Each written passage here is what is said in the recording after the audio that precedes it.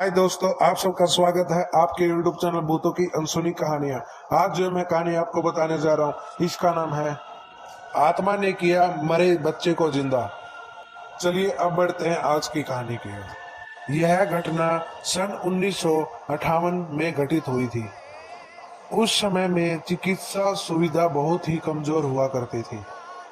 UP के मुजफ्फरपुर के रसलपुर गांव में एक चौधरी गिरधर सिंह नाम का आदमी रहा करता था।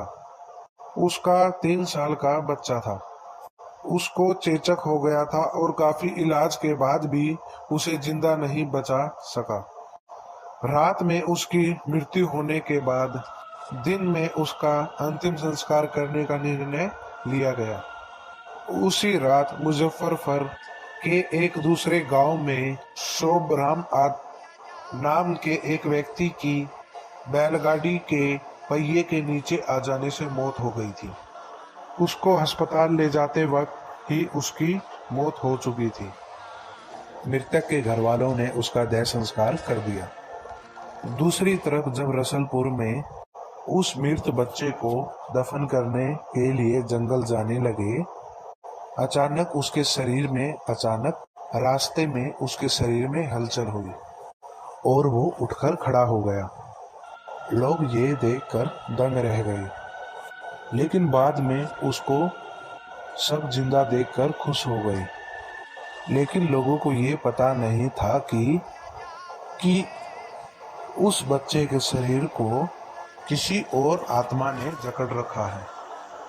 उस 3 साल के बच्चे के शरीर में 23 साल के शोभराम की आत्मा घुस चुकी थी। वो अलग आकर जगह आकर बहुत ज्यादा परेशान महसूस कर रहा था और खाना खाने से मना कर रहा था, लेकिन बड़ी मुश्किल से समझाकर उसको खाना खाने के लिए राजी किया गया। एक दिन वो बच्चा अपनी माँ के साथ नैनीहाल जा रहा था कि अचानक वह रास्ता आया जहाँ सोमराम की मृत्यु हुई थी।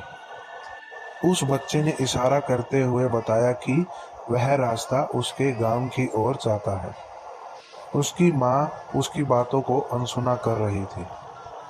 उसके नैनीहाल में जगन्नाथ आत्माराम के गांव का एक आदमी जगन्नाथ किसी काम से आया। आत्माराम की आत्मा ने उसको पहचान लिया, उसे आवाज लगाई, जगन्नाथ।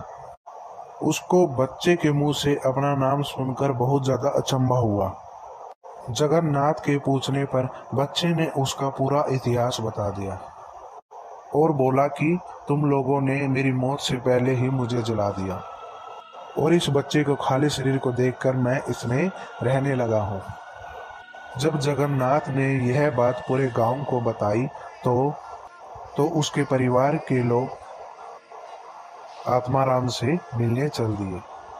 उस बच्चे ने सबको पहचान लिया और उनके साथ गांव चल दिया और उसने रसलपुर आने से मना कर दिया, लेकिन लोगों के समझाने पर वो मान गया।